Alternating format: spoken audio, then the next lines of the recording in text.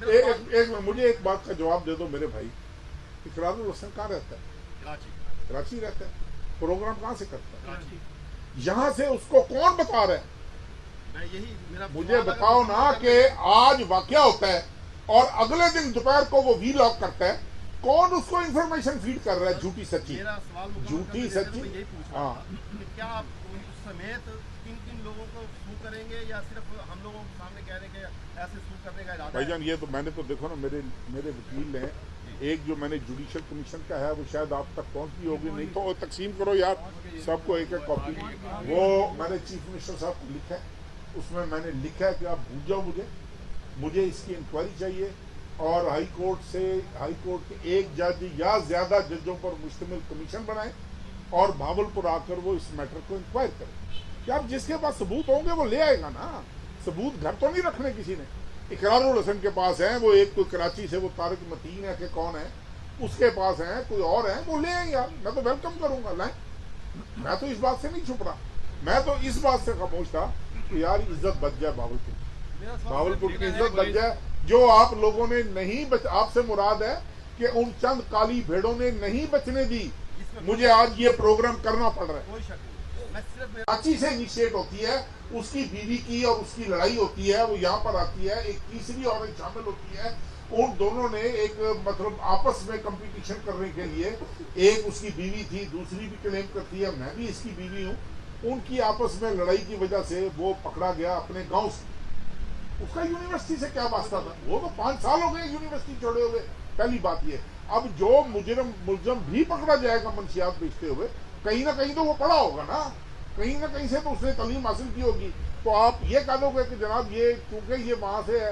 पहली बात तो ये। दूसरी बात, आपने कहा कि वाइस चांसलर साहब ने मान लिया, मेरी आपसे बड़ी मोहतबाना गुजारिश है, आप जाकर ये प्रेस कॉन्फ्रेंस दोबारा सुने, बड़े गौर से सुने। आपके साथी भाई ने 3 दफा उससे पूछा आप क्यों नहीं नाम लेते? आप नाम लेना, उसके मुंह पर लफ्ज ठोसता रहा कि आप नाम लेना। उसने जान छुड़ाने की, उसने कहा यार होगा, मुझे क्या पता।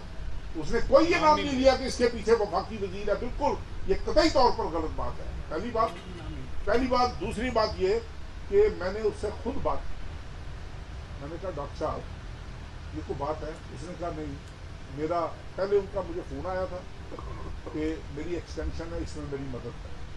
मैंने कहा जी ये मेरा मामला नहीं है, ये गवर्नर साहब जाने, वो चांसलर हैं, वो जाने, उनके मामलात हैं। उसके बाद मैंने उनसे पूछा डॉक्टर साहब जी क्या हो रहा है जाने? इसलिए हो रहा है, मुझे तो नहीं पता जी। अबू बकर के इंफॉर्मेशन देने के ऊपर ये एक्शन हुआ। अब अगर ये एक्शन किसी ने किया है यार, तो इसका ये मतलब तो नहीं कि अगर यहाँ के इलाके की बच्चियों के साथ किसी को कोई ब्लैकमेल किया जा रहा है, हमें डूब मरना चाहिए। लानत होनी चाहिए हमारी ऐसी जिंदगी पर कि अगर हम इस तरह की बातें सुनने के बाद भी ये कहें कि यार ये एक्शन क्यों हुआ, ये एक्शन नहीं होना चाहिए था। इसमें गलती हो सकती है, इसमें तरीकाकार गलत हो सकता है, इसमें कुछ हो सकता है, लेकिन ये ना आप कहें कि ये एक्शन गलत हुआ है, ये ना आप कहें कि भाई मुझे तो नहीं समझ लग रही। मैं तो आपको सिर्फ ये गुजारिश कर रहा हूँ, आपको मेरी मुद्दबाना गुजारिश है, आप मेरे भाइयों यार सारे, मुझसे आप लाख इख्तलाफे राय रखें, लेकिन खुदा के लिए आप मुझे सारी जिंदगी से जानते हैं, मुझे दुख हुआ है आपके रवैये। उन लोगों पर भी जिन्होंने मेरी मुखालफत नहीं की, मुझे उनके रवैयों पर भी दुख है कि यार आप मुझे जानते हो, आप मुझे एक फोन कॉल कर लेते, यार एक फोन कॉल कर लेते, आप मुझसे एक दफा पूछ लेते कि यार ये क्या माजरा है। सब कोई खामोश तमाशा ही बना रहा, कोई मेरे खिलाफ मतलब दे टका के खबरें लगा रहा है, ना कोई तहकीक करते हैं आप लोग, ना पूछते हैं आप लोग। मतलब मैं क्या कहूँ, मैं तो बस यही अपनी मैंने सफाई पेश करनी थी आपसे। अगर कोई बात गलत आपको महसूस कर लेता हूँ एडवांस में, लेकिन एक चीज़ आपको क्लियर होनी चाहिए, मैं इस तरह की सियासतें, इस तरह की ज़िंदगियाँ, इस तरह के तल्लुकात मैं 10,000 दफ़ा कुर्बान कर सकता हूँ। मैं ये चीज़ कुर्बान नहीं कर सकता कि मेरे इलाके की जामिया जिसने एक मुकाम बनाया जामियात में, वो पता नहीं कितने नंबर पर आ गई है, उसमें अगर 7वें अगर उसमें 65-70 हज़ार तालिब इल्म ज़ेर तालीम है, तो मैं सिर्फ तारिक बशीर चीमे को ज़ेर करने के लिए मैं पूरी ऐसी तैसी फरवा दूँ, इसकी मैं इजाज़त नहीं दूंगा। इसका मैं जवाब दूंगा ہر حالت میں یہ میرا آپ سے وعدہ ہے، لیکن کب؟ یہ ذرا تحقیقات مکمل ہو، اس کے بعد میں ان کو کہوں گا آ جاؤ بھائی اب تم ان باتوں کا جواب دو سکتے، پھر آپ کو پتہ لگے گا کہ مرچیں لگنا کس کو کہتے ہیں۔ پھر انہوں نے کہنا ہو یہ تو ہماری ذاتیات پر حملے ہو رہے ہیں، یہ تو ہماری، اس سے بڑا حملہ کوئی نہیں کر سکتا جو انہوں نے کیا۔ اور انشاءاللہ تعالی یہ میوزک فیس کریں گے۔ میں نے کبھی کسی کو غلط بات پر معافی نہیں دی، میں اس کا پیچھا کرتا ہوں جتنے جو بات پہنچی کس طریقے سے پہنچائی گئی۔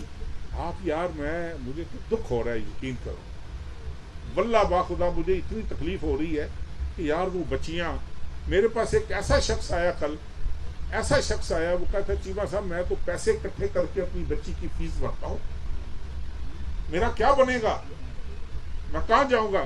پھر اس نے میری منتیں کی، یہ کیا نام ہے اس کا، وومن کالج جو ہے کہ وومن یونیورسٹی ہے صادق گنج، اس نے کہا جی میری بچی کی وہاں مائیگریشن کروا دو خدا کے لیے، میری بچی کی وہاں پر مائیگریشن۔ یار کیا ہے یہ؟